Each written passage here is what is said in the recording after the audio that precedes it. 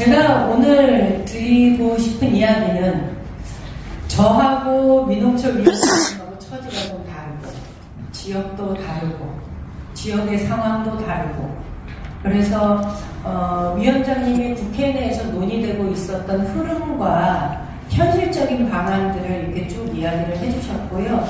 저는 그것은 좀 건너뛰고 경북이 어떻게 움직여왔는지를 중심으로 해서 저희 조금 원론적인 이야기들을 좀 드려볼까 합니다.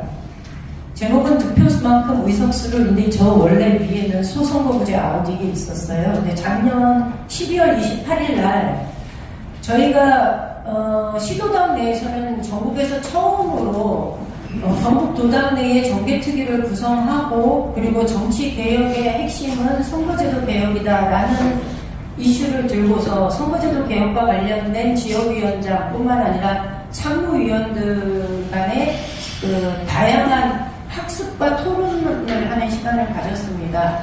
기억하시는지 모르겠지만 저희는 8월 달에 전 포항 남불릉 지역위원장이었던 허대만 동지를 잃는 아픈 일을 겪었습니다. 잠깐 허대만 동지를 이야기 드리자면 서울대 정치학과를 졸업하고 시민운동을 하던 중에 지방자치제가 실시되면서 지역에 내려가서 정치를 하겠다라는 뜻을 품고 26살에 포항 고향으로 내려와서 시의원에 당선이 됩니다. 당시는 무공천제도였거든요. 정당에 공천 없이 무소속으로 처음 포항 시의원이 되었고 26에 당선된 허대만 동지를 향해서 전국에서는 차세대 리더로 가장 주목받는 정치인이다라는 이야기를 했었습니다. 그 이후에 정당 공천제가 도입되면서 7차례 민주당의 이름으로 선거에 도전을 했지만 한 번도 배지를 달아본 적은 없습니다. 그 동지가 작년 8월 달에 투병 끝에 우리 곁을 떠났습니다. 그리고 그 동지가 떠나기 전에 마지막으로 SNS를 통해서 보냈던 본인의 메시지는 뭐였냐면 이건 누군가의 결단이나 의지로 해결될 수 있는 문제가 아니다. 이거는 선거제도의 문제이다. 선거제도 개혁이 시급하다라는 이야기를 씁니다. 누구나 우리 경북에 있는 당원들 입장에서 마음속에 두었던 이야기인데 내년 총선을 앞두고서 또다시 우리가 거리로 나서서 유권자들한테 민주당을 지지해 주십시오라고 얘기를 할 때 사실은 좀 마음이 무거운 겁니다. 어쩌면 우리 경북에서 민주당 지지자들은 그가 당원이건 당원이 아니건 간에 내가 찍는 한 표가 당선이 될 거라고 생각하면서 찍는 사람들은 거의 없습니다. 찍으면서 한 번도 내 손으로 당선자를 만들어보지 못한 유권자들이 지금은 전체 유권자들의 4분의 1입니다. 그런 상황인데도 불구하고 저희는 지속적으로 거리에 나서서 찍어달라고 얘기를 합니다. 이쯤에서 저희가 의문을 받는 거죠. 유권자의 4분의 1이 지속적으로 민주당을 지지한다는 의사표현을 한다면 이제 책임있는 정당인 민주당은 그 유권자들에 대해서 어떤 형식으로든지 간에 답을 해야 된다. 그것이 책임있는 정당의 역할이다라는 생각을 한 겁니다. 그래서 저희가 나서게 됐습니다. 이 자료는 아까 민홍철 위원장님 말씀하셨습니다. 넘어가겠습니다. 선거제도 우리나라 국민들한테 이 자료는요. 정개특위에 보고되었던 2월 13일자 국민정치의식 여론조사 보고서입니다. 거기에 대한민국에서 해결해야 할 과제가 뭐라고 생각하십니까? 라고 물었더니 36%가 정치개혁이다 라고 얘기를 합니다. 그 외에 지방소멸 문제, 저출생 문제, 기후위기 문제 이야기가 많이 되지만 그 중에서도 1등이 정치개혁이다라고 얘기를 합니다. 정치개혁을 하기 위해서 선거제도 개혁이 개편이 필요한데 동의합니까? 라고 물었을 때 동의한다는 의견이 72.4%입니다. 선거제도 개편이 필요한 이유, 아까 위원장님 말씀하셨습니다. 다양성 반영해야 되고 정책국회로 나가야 된다. 이제 공안 싸워라 이런 뜻입니다. 대결정치 해소해야 되고 비례성 강화해야 된다라는 것이 국민들의 의견이었습니다. 그러면 귀하께서는 국회의원들이 다 다음 중 어떤 대표성을 갖고 있다고 보십니까? 라는 질문을 던졌습니다. 그랬더니 유권자들의 47.8%가 대한민국 입법기관으로서의 대표성을 갖는다라고 답변을 했습니다. 저는 이것은 상당히 의미 있는 답변이라고 생각합니다. 두 번째가 자신을 뽑아준 지역구의 대표성을 갖는다가 36.3%였습니다. 그렇다면 지역구 국회의원의 적정 비율이 지금은 84.3 대 15.7, 약 84 대 16%인데 전체 300명 중에서 지역구 국회의원의 비율이 어느 정도이면 가장 적정하다고 생각하십니까? 라는 질문을 했을 때 41%에서 60%라는 답변이 30%가 넘었습니다. 다시 말하면 300명의 국회의원 중에서 40%, 다시 말하면 120명에서 180명 선이 지역구 국회의원으로서 적정하다라는 의견을 보여준 겁니다. 최대 180명이라는 나머지 100명, 120명 정도는 비례의석으로 채워줘도 된다는 소리일지 모르겠습니다. 그 다음 질문이 뭐였냐면, 그러면 정당의 득표에 따른 비례대표제를 도입하는 것에 대해서 의견이 어떻습니까? 라고 물었더니 찬성한다는 의견은 42%, 반대한다는 의견이 36%였습니다. 한 10% 정도 차이가 나지요? 그런데 질문을 곧바로 바꾼 게 뭐였냐면 비례대표를 뽑는데 지금의 방식이 아니라 명부를 열어두고 개방형으로 열어두고 선호하는 후보를 찍는 방식의 개방형 명부제 비례대표제를 도입한다면 어떻습니까? 라고 물었더니 찬성하는 의견이 61%입니다. 여기까지 보면은 우리가 이 여론조사의 결과에서 확인할 수 있는 게 하나입니다. 여기서 말씀드리진 않았지만 비례대표 의석을 늘리기 위해서 아까 말씀드린 대로 지역구 의석이 40에서 60%가 적정하다 그러면 비례대표 의석을 늘리는 것에 동의해요. 그런데 그렇다고 해서 300명 의석수를 늘리는 것에 동의하냐면 그건 아니에요. 300명 의석수를 늘리는 것에 대해서 동의하지 않습니다. 그런데 개방형 명부를 도입하는 것에 대해서 찬성한다는 얘기는 그동안 우리가 채택해왔던 지금 현재의 비례대표 방식에 문제가 있다는 것을 유권자들은 지적하는 거다. 비례대표로 뽑힌 의원에 대해서 주민 대표성이라는 것에도 동의하지 않고 그리고 지역 대표성이라는 것도 동의하지 않는다는 거죠. 그래서 그것을 지적하는 결과가 아닌가 이렇게 봅니다. 지금 얼마 전에 국회의장이 인터뷰를 통해서 발표한 내용이 있습니다. 지금부터 말씀드리는 자료는 그 보고서에 의한 기초된 자료입니다. 현재 국회에서, 그러니까 국회의장 자문위원단이 제출한 보고서에 의하면 선거제도 개편의 방향은 크게 세 가지입니다. 하나는 지방소멸 대응과 지역 대표성을 확보하겠다. 그러기 위해서 검토되고 있는 게 도농복합선거구제와 비례의석의 지역 배분을 하는 방식을 논의하고 있는 겁니다. 그러니까 옛날처럼 전국구로 비례대표를 하는 방식이 아니라 권역별로 비례대표를 뽑는 방식을 염두에 두고 있다는 소리죠. 그 다음 선거제도 개편의 두 번째 방향은 지역주의를 어떻게 해서든지 해소하자 이겁니다. 지난 20대 총선에서 준연동형 비례제가 도입될 때에는 키워드가 이것입니다. 다양성의 확보. 제가 서울에 선거법과 관련해서 이러저러한 토론회에 참석을 해보면 많은 분들이 소수정당의 국회 내 진입을 많이 거론들을 하십니다. 그런데 그 얘기를 들을 때마다 제 마음 한편에는 우리는 양당제라도 해보고 싶다. 이게 제 솔직한 마음이 봅니다. 저희는 지방자치가 실시된 이후에 이렇다 할 양당제도 해본 적이 없고요.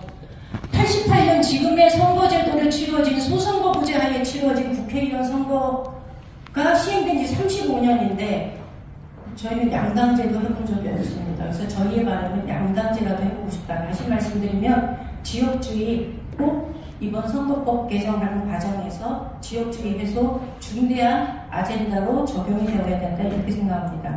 그 다음에 얘기되고 있는 게 비례성과 대표성의 확대 방안입니다. 그래서 비례대표 의석수의 확대를 지금 검토하고 있고 인터뷰를 보면은 50석을 늘리자 이렇게 제안이 된 걸로 되어 있습니다. 구체적인 선거제도 안을 한번 말씀드리겠습니다. 크게 세 가지 안이 제출이 되었는데요. 첫 번째하고 두 번째는 지금의 소선거구제를 유지하는 방안입니다. 지금의 소선거구제를 유지하는 방안인데 비례대표를 뽑는 방식이 다릅니다. 하나는 병립형 비례제고 두 번째는 연동형 비례제입니다. 1번과 2번의 공통점은 뭐냐 하면 공통점이 있습니다. 하나는 의석수를 늘린다. 50석가량, 30석에서 50석가량 비례 의석을 늘려서 지역구 의석은 그대로 둔 상태에서 전체 한 330석에서 350석으로 의석수를 늘린다.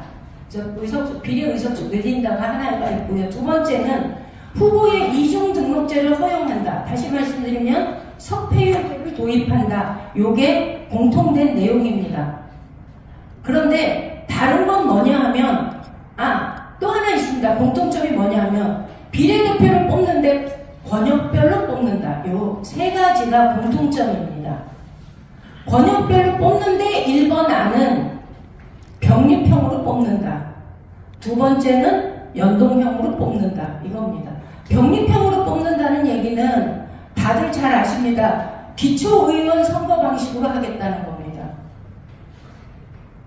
정당의 득표율이 40%가 나왔는데 실제로 지역구 의석에서 다 가져갔으면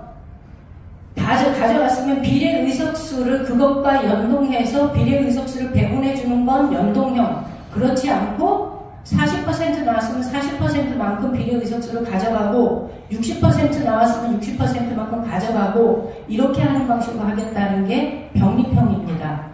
그런데 권역별 비례대표제가 도입되었을 때 충분한 의석수가 확보되지 않으면 병립형으로 선출된 방식을 채택했을 때 드러날 수 있는 문제는 뭐냐면 실제로 한 25%를 이상을 얻지 못하면은 비례 의석수를 가져가지 못합니다.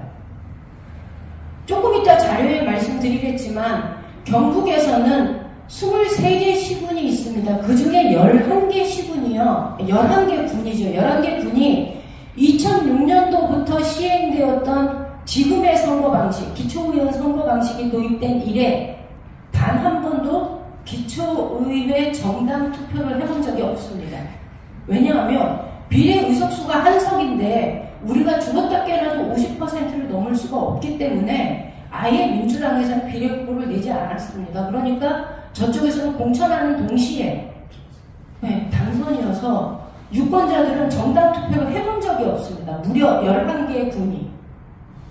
지역구의 복합선거구 제도를 도입하자는 겁니다. 그래서 인구가 밀집되어 있는 수도권 중심의 지역은 중대선거구제를 도입하고 그 다음에 인구가 별로 없는 지역은 농어촌 지역은 소선거구제를 도입하자. 그래서 두 개 동시에 한번 해보면 어떻겠느냐. 그런데 인구 밀집 지역에서 지역구 의석을 빼가지고 저기 인구 희박 지역에 소선거구제가 도입되는 지역에 의석수를 넣어주거나 아니면 비례 의석수를 넣어주는 방식이 어떻겠느냐. 이렇게 되면 3번의 경우는 의석수가 늘어나지 않습니다. 1번과 2번은 의석수가 느는데 3번은 의석수가 늘어나지 않습니다. 그런데 아까 민홍철 의원이 말씀하신 것처럼 실제로 서울과 경기도의 경우 이 제도가 도입되는 것에 대해서 긍정적이지 않다는 게 문제입니다. 저희가 선거법과 관련된 논의를 시작하면서 가장 어려웠던 건 처음에는 배지를 단 사람과 배지를 달지 못한 사람의 이해관계가 달라서 이 선거법 개정 논의가 어려운가 보다 이렇게 생각했습니다. 그리고 일명 그것도 조금 맞는 말인 것 같기도 합니다. 그런데 이 논의가 진행이 되면 될수록 저희가 느끼는 거는 이거는 원 내에 있는 사람과 원 외에 있는 사람의 이해관계에 따라서 어려운 게 아니라 지금은 명백하게 수도권과 지방의 싸움이구나라는 것을 느낍니다. 시간이 지날수록. 대한민국의 인구는 50.2%가 수도권에 살고 있습니다. 전 국토의 12.8% 정도밖에 되지 않는 면적을 차지하고 있는 수도권이 인구의 50.2%를 차지하고 있다면 지금의 선거 제도로 한다면은 실제로 국회 의석수는 50%가 넘는 숫자가 수도권으로 가야 되는 겁니다. 그게 맞습니다.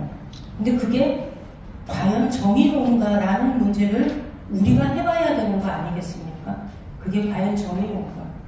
그래서 지금 얘기가 나오는 거는 비례대표제를 도입을 하되 그것이 기존의 비례대표 제도가 아니라 번역별로 지역 균형의 관점에서 비례대표제가 도입이 되어야 된다는 것이 이야기가 되고 있는 겁니다.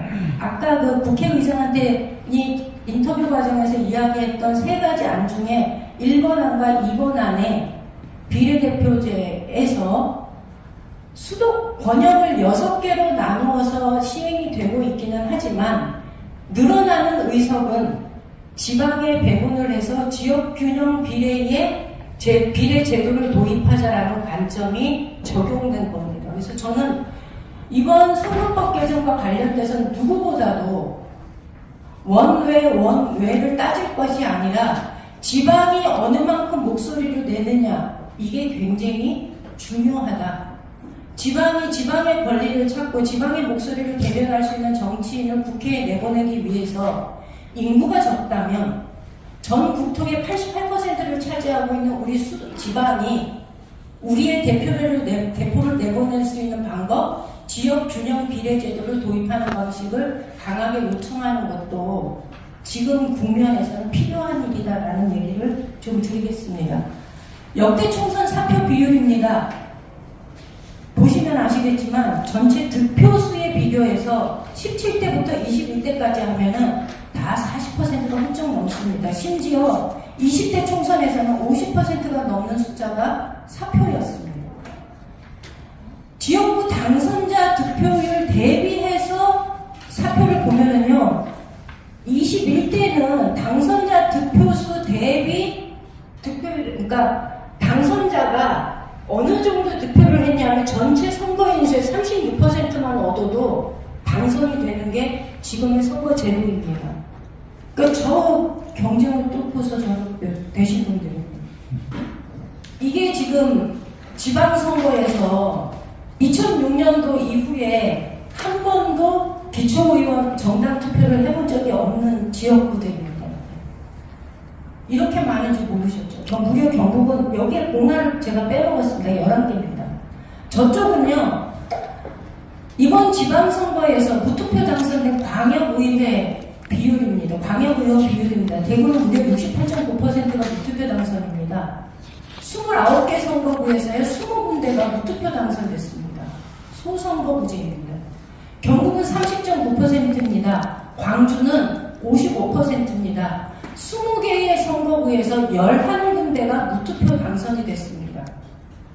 제가 지방의회와 그 국회의원 선거가 다르지 않느냐라고 생각하시는 분도 계시겠지만 실제로 소선거구제 방식으로 시행되는 지금의 저런 그 광역의원 선거 방식에서는 저렇게 가다가는 저는 무투표 당선 비율은 더 늘어날 것이고 지방 소멸은 지방에서 정치를 하겠다는 사람은 이제 눈 씻고 찾아봐도 구하기 힘들 정도로 어려울지도 모르겠다라는 얘기를 드리고 싶어서 자료를 가지고 온 겁니다. 저희 경북뿐만이 아니라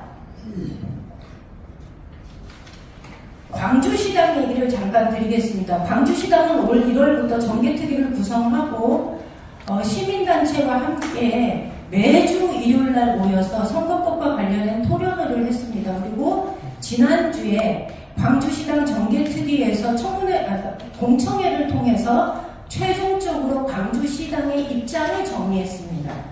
그리고 보고 정리된 입장을 다음 상무위에 제출을 하게 되고 거기에 8명의 국회의원들이 이 부분에 대해서 입장을 정리하는 걸로 그렇게 프로세스가 진행이 되고 있는데요. 광주광역시당 정개특위 최종안이 요겁니다. 권역별 대선거구 비례대표를 하자.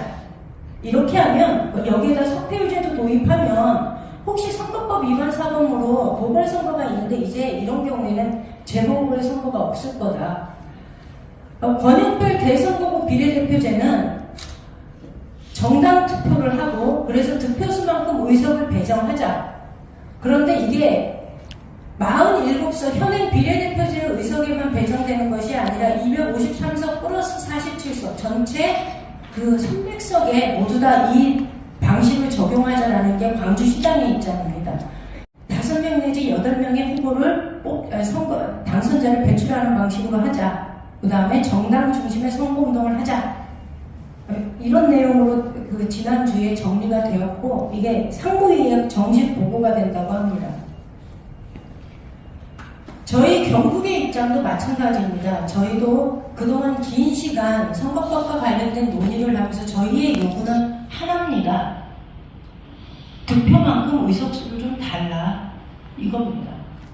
저희가 아까 제가 넘어가기는 했지만 13대 총선, 소선거구제가 처음 시행된 13대 총선에서 저희 민주당 후보가 얻었던 득표율이 몇 %인지 아십니까? 3%에서 5%였습니다. 그 13대에서부터 시작해서 점점 올려서 지금은 평균 25에서 27, 그러니까 최고 득표자는 한 37에서 40%가 나오고 최저 득표자는 한 15%가 나오는 득표를 올릴 정도로 이게 3%에서 시작한 민주당이 조금씩 올라왔습니다. 이제 저희도 후배 정치인들한테 민주당으로 정치 한번 해보자라고 얘기를 하려면 적어도 지지하는 27%에서 30% 되는 유권자들한테 희망을 줄 수 있는, 그래 사표가 아니라 찍으면 뭔가 의석수가 배정이 된다는 희망은 좀 줘야 되지 않겠냐. 그래서 득표만큼 의석수가 배정되는 선거제도의 개혁을 원합니다. 그것이 253석에 적용을 하면 대선거구제가 될 것이고, 그것을 만약에 부득이하게 대선거구제에 대한 수용성이 낮아서 소선거구제를 유지하면서 득표만큼 의석수를 얻는 방법을 제도적으로 보완하는 식으로 간다면 원칙이 있다. 그 원칙이 뭐냐면 첫 번째는 지역구와 비례 의석수의 비율은 최소 2대1이 보장되어야 된다. 다시 말하면 의석수를 늘리지 않을 것 같으면 200대 100석이 되어야 되고, 늘린다면 150대 250대 100, 230은 되어야 되고 이렇게 되어야 된다는 거죠. 두 번째 원칙은 이중등록제가 허용되어야 된다. 다시 말하면 석패율제가 도입되어야 된다. 라는 얘기를 두 번째 원칙으로 잡고 있습니다. 세 번째는 병립형이 아니라 권역별로 하려면 병립형이 아니라 연동형으로 되어야 된다. 그래야 개악이 아니라 개선이 되는 것이다 라는 것이 저희 입장입니다. 네 번째 원칙은 지역균형 발전의 관점에서 비례의석을 지방에 더 많이 과감하게 배분해 달라는 것이 저희 요구입니다. 그 다음에 이게 마지막은 요거는 입장에 조금 차이가 있긴 합니다. 농어촌 지역계열별로 저희는 대선거구제가 필요하다는 얘기를 좀 드리겠습니다. 이러면 지역구가 너무 넓어서 너네 어떻게 하려고 그러냐라고 얘기하시는데, 저희는 대선거구제가 되면 그래도 농민 후보, 어민 후보를 한번 내볼 수 있습니다. 농민의 목소리를 선거 과정에서 낼 수 있는데, 소선거구제가 되면 제가 있는 지역은 군위 의성 청송 영덕인데요. 선거 때마다 선거구가 바뀌었습니다. 왜냐하면 인구가 자꾸 주니까 선거 때마다 선거구 획정이 바뀝니다. 후보 열심히 준비해서 한 2, 3년 열심히 선거운동 했는데 지난 선거에서 딱 30일 만에 상주시를 띄어서 보내고 생뚱맞은 영덕을 갖다 붙이고 선거를 하라고 합니다.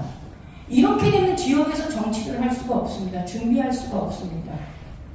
그럴 바에는 경상북도를 전체 구역을 좀 크게 나누어서 대선거구제로 가면 거기에 농민 대표도 낼 수 있고 여성 대표도 낼 수 있고 청년 대표도 낼 수 있고, 그래서 다양한 목소리가 어우러지는 그런 선거를 한번 멋지게 치러볼 수 있지 않겠느냐. 우리도 좀 인구 줄어든다고 해서 무시하지 말고 선거다운 선거를 준비하면서 할 수 있게 해달라는 게 저희 얘기입니다.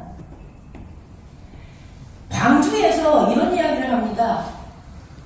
우리가 권역별 정당 명부에 의한 개방형 정당 명부에 뭐 이렇게 이름이 너무 길어서 대선거구제를 요구하는 이유는 하나다.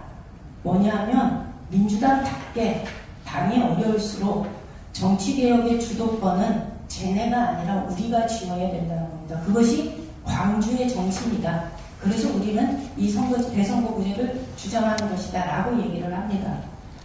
실제로 아무리 민주당이 민생을 얘기하고 챙긴다고 하지만 그 성과를 직접적으로 민주당이 가져오기는 쉽지 않습니다.